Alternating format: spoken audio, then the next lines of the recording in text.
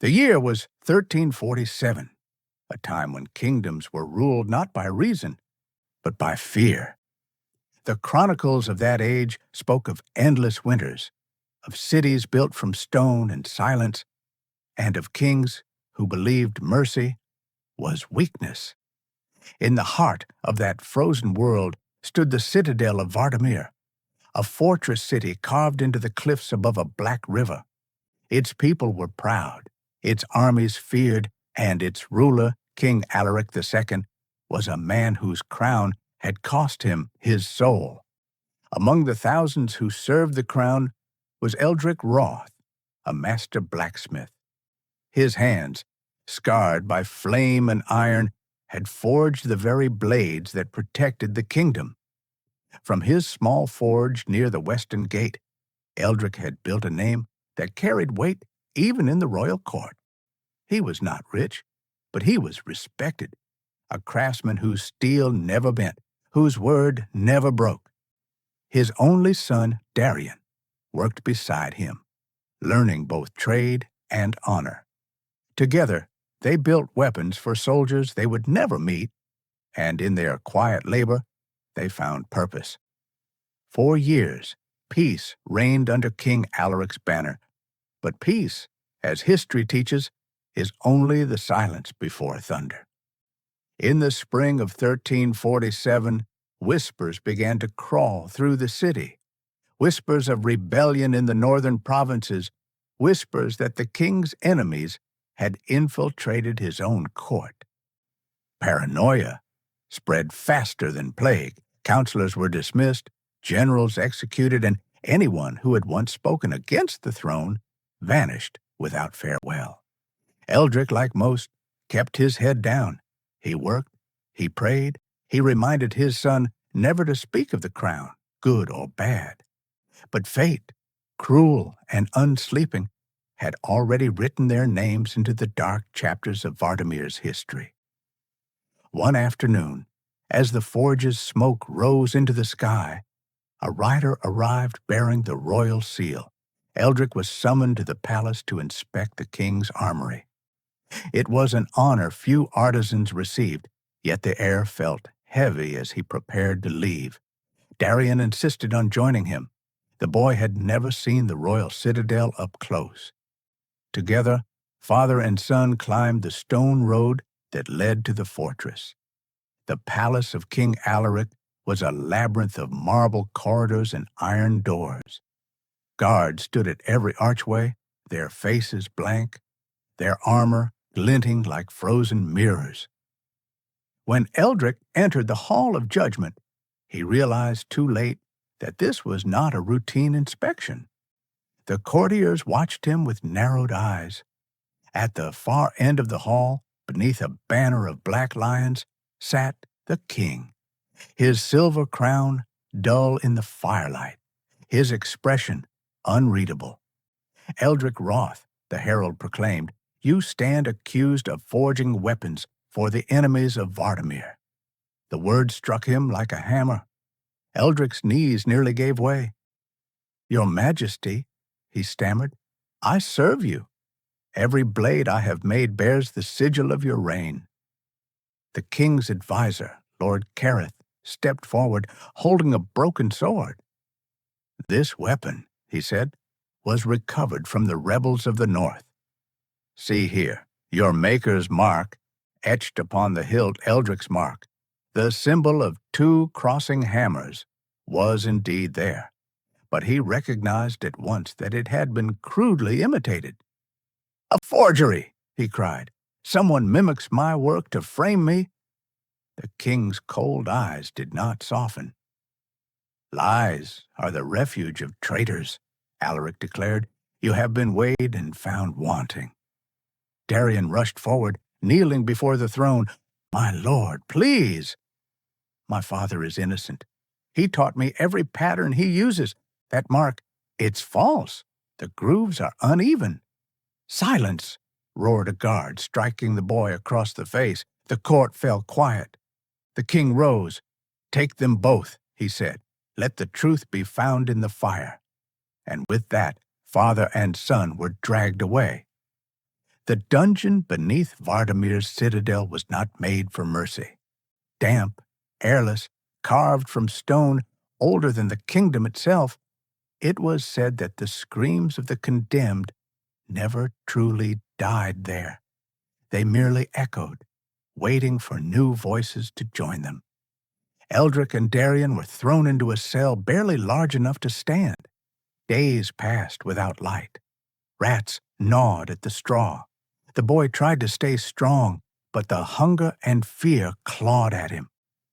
Eldrick whispered prayers in the darkness, promising his son that truth always found its way, that even kings could not silence justice forever. But deep inside, a shadow of doubt grew.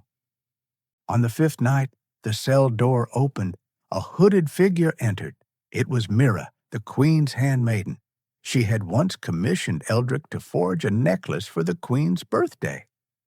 Out of gratitude, she had never forgotten his kindness. Whispering urgently, she told him that the accusation came not from the king's own suspicion, but from Lord Careth, who coveted Eldrick's secret techniques for forging tempered steel. "He claims you sold them to the north," she said, "but it is he who profits from such treachery." Eldrick begged her to speak to the queen, to tell her the truth. Mira hesitated. "The queen is dying," she said softly, "and the king's grief has made him blind to reason. He sees conspiracies in every corner. Tomorrow he orders your trial, a trial by boiling." The words froze the breath in his throat. "Boiling?" he whispered. "It is a new decree," she said. "The king believes fire reveals truth. Those who are innocent, he says, die swiftly, the guilty slowly." When she left, Darien clung to his father's arm. "They can't," the boy whispered. "They can't do that to you." Eldrick forced a smile he did not feel. "To us," he corrected gently. "They will do it to us." Morning came with the sound of drums. Outside, the city gathered in the square. Smoke rose from a massive cauldron of iron filled with water and oil set atop a roaring fire. The stench was unbearable.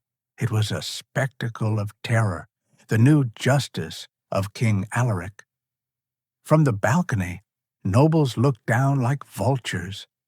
Lord Careth stood beside the king, whispering into his ear. The queen's chamber window remained closed. Rumors said she could no longer bear to see what her husband had become. The prisoners were led out in chains. The crowd murmured, some in pity, others in fear. Few dared to meet Eldrick's eyes, for in that moment he was already half a ghost. The herald announced the crime: treason through craft, supplying steel to the rebels, endangering the throne. Eldrick tried once more to speak, but the guards forced him to his knees. Darien, trembling beside him, looked not at the king, but at the sky. Then the order was given. As soldiers prepared the chains that would lower them into the cauldron, a sudden commotion rippled through the square. A soldier ran to the dais, whispering something to Lord Careth. The advisor paled, but quickly masked it. The king demanded an explanation. Careth bowed low, muttering about irrelevant noise from the northern front. But those close enough saw the parchment in his hand, a report sealed by the royal courier, and they saw him hide it beneath his robe. What that message contained would not be known until too late. The execution began. The cauldron hissed as the heat rose. Steam coiled into the morning air like white serpents. Eldrick was bound by the wrists, Darien beside him, their chains fastened to an iron beam above the boiling pot. "Confess," the king demanded. "Name your allies, and I will grant your son a swift death." Eldrick's voice was hoarse. "I have no allies, sire. Only the truth, and a son who believes in it." For a moment, the king's gaze faltered. Perhaps he saw in the boy's eyes a reflection of his own lost innocence. But Lord Careth whispered again, and the doubt vanished. "Lower them," the king said. The beam creaked, the chains rattled, the crowd gasped as the father and son descended toward the boiling cauldron. Heat struck them like a living thing. Their skin blistered from the steam alone. Eldrick turned his head toward his son. "Look at me," he said softly. "Not at the fire. Look at me. I'm not afraid," Darian whispered, though tears streaked his face. "If we die together." And then, before the guards could lower them fully, a shout echoed across the square. "Stop!" All heads turned. It was Captain Roderin, commander of the northern garrison, dust-covered, wounded, holding the same sealed parchment Lord Careth had hidden. He dropped to one knee before the king. "Your Majesty," he gasped, "the rebellion is crushed. We found their forges, and the man who supplied them. It was Careth." A roar swept through the crowd. The king's face turned ashen. Careth tried to flee, but the guards seized him. "Lies!" he screamed. "This is a trick." But the captain threw down the forged blades, each bearing Careth's secret mark, not Eldrick's. The proof was undeniable. The king rose in shock. "Release them," he ordered, but it was too late. In the chaos, one of the chains slipped. The beam cracked, and with a thunderous snap, the mechanism failed. Eldrick and his son plunged into the cauldron together. The scream that followed silenced the world. By the time the guards pulled the chain back, the fire had gone quiet. The bodies were gone. Only the sound of boiling water remained, echoing through the courtyard like a heartbeat. The king fell to his knees. The crowd wept. Captain Roderin stood in stunned disbelief. Somewhere in the distance, church bells began to toll. Lord Careth was dragged before the king, pleading for mercy. But Alaric, pale and broken, could only whisper, "Mercy is for the innocent." He ordered Careth to face the same punishment, and this time no one looked away. As the sun set, the cauldron stood cold, its surface blackened with soot. The square emptied, leaving behind the echo of what had been done. That night, the king did not sleep. They said he wandered the halls of the palace, muttering the names of the dead, a father and his son, and that each time he passed a mirror, he saw not his own reflection, but the steam-stained faces rising from the cauldron. And so ended the first part of the tragedy of Vardamir, a kingdom that learned too late that truth, once drowned in fire, cannot be revived by regret. The morning after the execution, a heavy mist smothered the city of Vardamir. The square that had burned with fire and screams now lay silent. Ash covered the stones like gray snow, and the cauldron, blackened and still warm, stood as a monument to horror. Birds would not land near it. The air carried the faint metallic scent of boiled iron and oil, mingled with something that no priest could name, the smell of guilt. King Alaric sat alone in the Hall of Judgment, the same chamber where he had condemned Eldrick Roth and his son. The throne seemed colder now, the banners heavier, the silence endless. He had not slept. Each time he closed his eyes, he saw steam rising and two shadows disappearing beneath it. The captain's words replayed in his mind. It was Careth. How easily he had believed a whisper, how swiftly he had traded justice for fear. The king's attendants approached cautiously, bringing bread and wine. He waved them away. "Tell the court," he murmured, "there will be no audience today." Outside, the people whispered of omens. The river below the citadel had turned red with silt from the mountain rains, and many swore it was blood. Children refused to play near the western gate, where Eldric's forge once stood, claiming they could hear the hammer striking even though the shop was empty. By dusk, the first tragedy after the execution struck. The queen, frail and fevered, passed away in her sleep. The healers said her heart simply stopped, but those who dressed her body spoke of her hands, still clenched as though she had been holding someone. King Alaric locked himself in the tower for 3 days. When he emerged, his beard had turned almost white. He ordered the cauldron removed from the square and cast into the river. Yet when the soldiers tried to drag it away, they found it too heavy to move, as though it had fused with the earth itself. The king cursed and commanded masons to bury it beneath stone.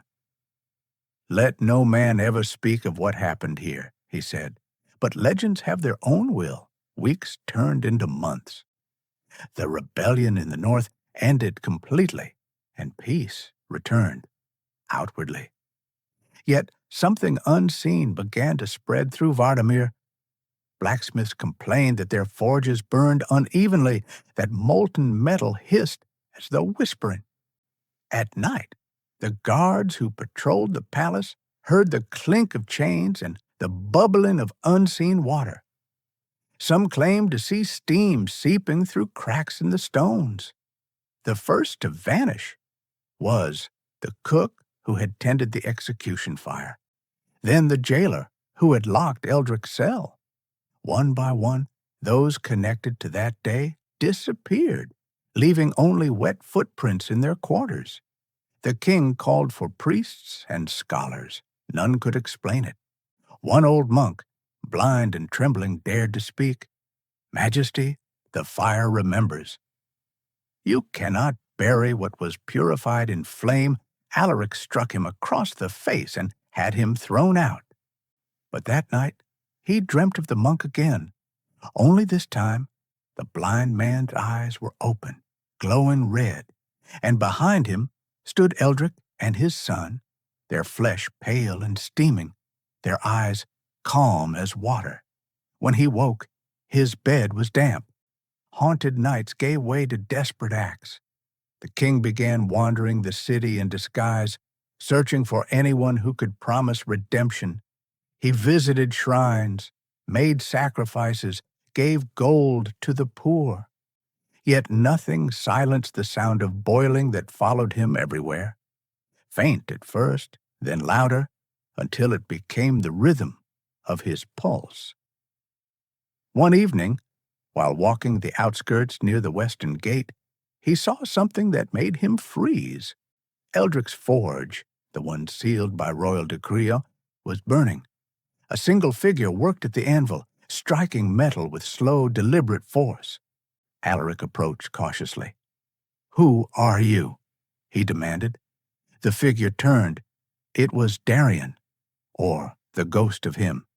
His skin shimmered like heated iron, and his eyes glowed with a sorrow too deep for words.